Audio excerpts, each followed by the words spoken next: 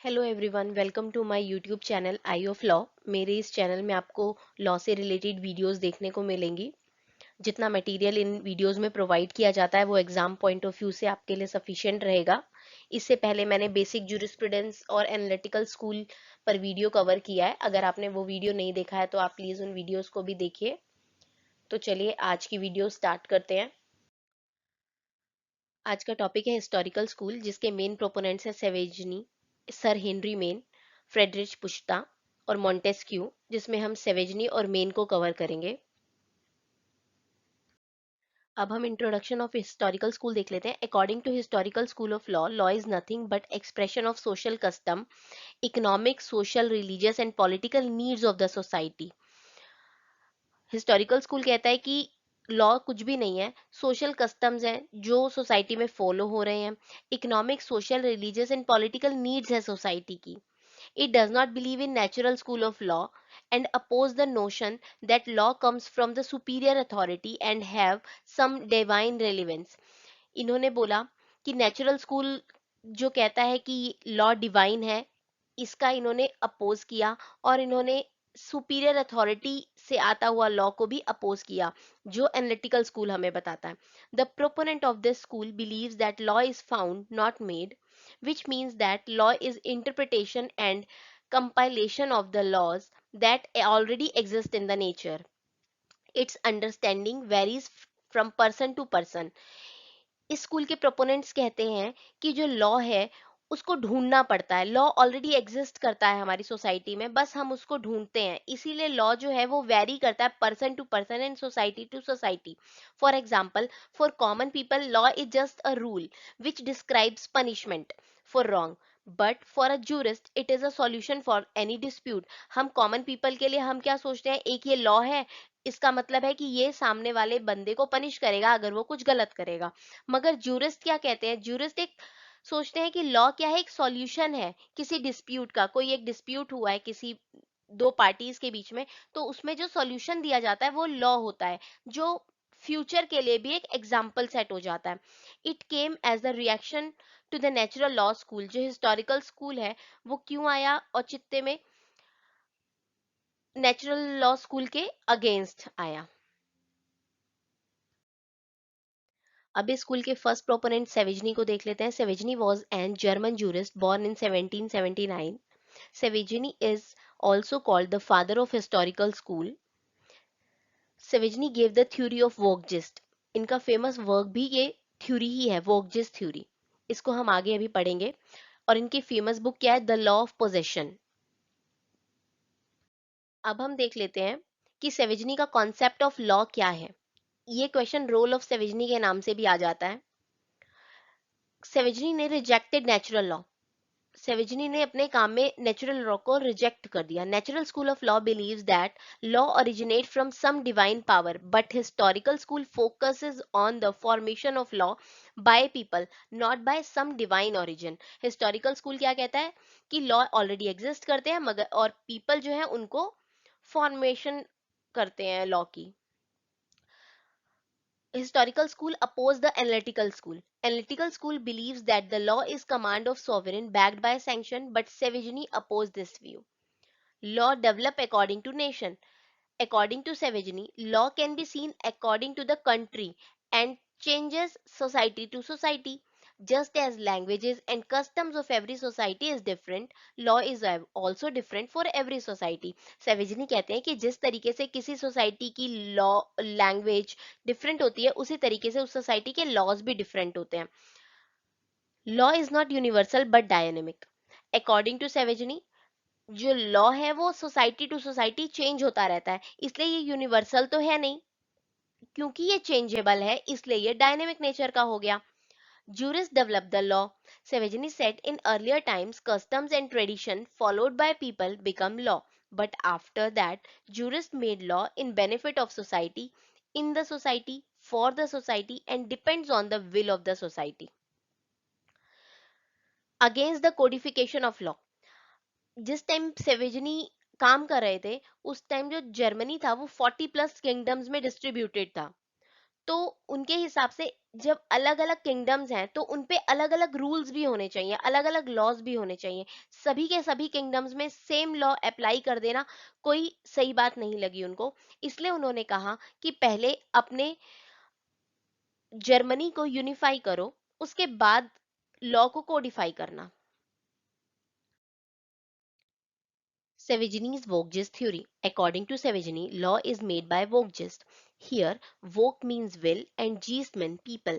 मतलब will of people. Vogt का मतलब will of people. So, according to Savigny, law is made by people according to their will or want. The concept of Vogt was served as a warning against the careless legislation and introduced the revolutionary abstract ideas on the legal system unless they support the general will of the people. Basically, Savigny was of the view that laws should not be found from deliberate legislation but should be made and arise out of the general will of the people. वो कहते हैं कि जो laws हैं वो will of the people से ही made होना चाहिए, ना कि कोई थोपा जाने वाला rule.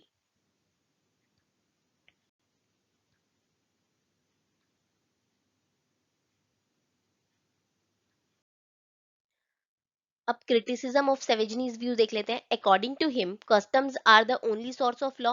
Here he ignored legislation and judgments etc.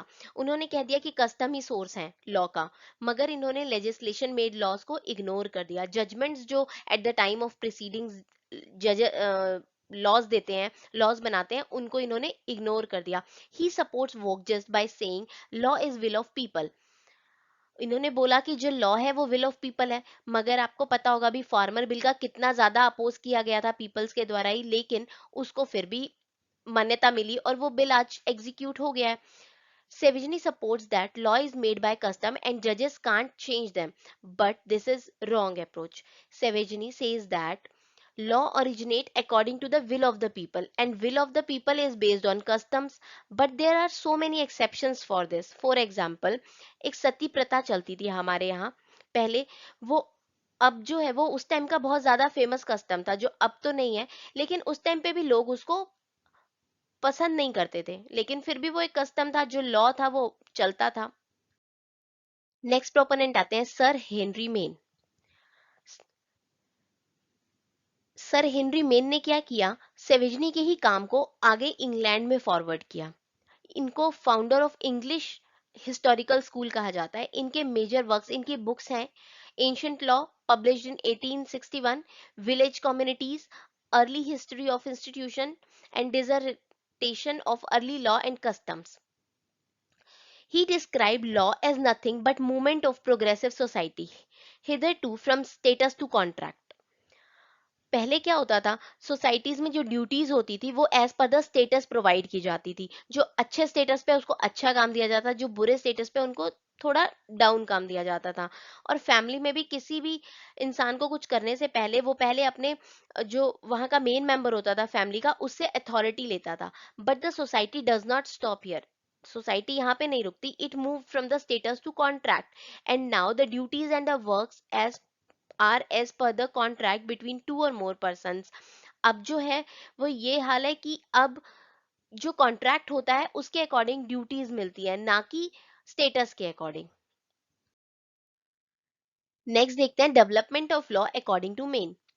Main ने डेवलपमेंट ऑफ लॉ को 4 स्टेजेस में डिवाइड किया है. फर्स्ट स्टेज क्या है, डिवाइन इंस्पिरेशन है. According to Maine, law was divine means made by God. Rules are believed to be acting under divine inspiration. For example, earlier the judgment of king was considered to be the judgment of God or some divine body. King was merely an executor of judgment of God, not the lawmaker. Kings को कहते थे कि वो executor है judgment of God. जो God ने rules बनाए हैं उसका एग्जीक्यूटर कौन है, किंग है. वो खुद लॉ मेकर नहीं थे. सेकेंड स्टेज आती है कस्टमनरी लॉ. लॉ ऑफ गॉड और command of Kings followed by people for so many days and years becomes customs and then becomes law. Third stage आती है priest की. After that priest came in existence, they explained people what is the wrong custom, what is the right custom, what should be done and what should not to be done. Fourth stage आती है codified law. Law that certified by priest and followed by people become codified law. इसके बाद main बताते हैं static and progressive society. Static societies क्या, कौन सी societies होती हैं? वो सोसाइटीज जो प्रोग्रेस नहीं करती हैं एंड डेवलप नहीं करती हैं अपने लीगल स्ट्रक्चर को after the fourth stage of development of law.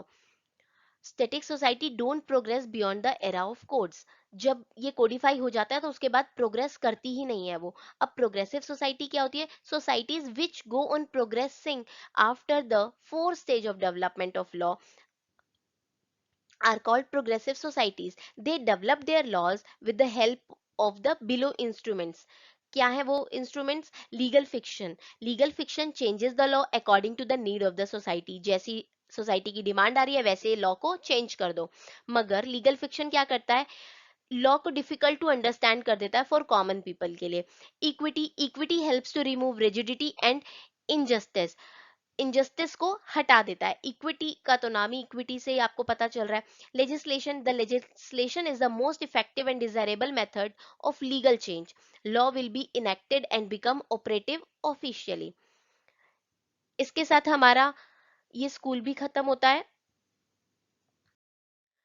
अब मिल अब मिलते हैं नेक्स्ट वीडियो में नेक्स्ट टॉपिक के साथ। अगर आपको मेरे वीडियोस अच्छे लगते हैं तो इनको लाइक कीजिए, शेयर कीजिए, मेरे चैनल को सब्सक्राइब करिए। Thanks for watching.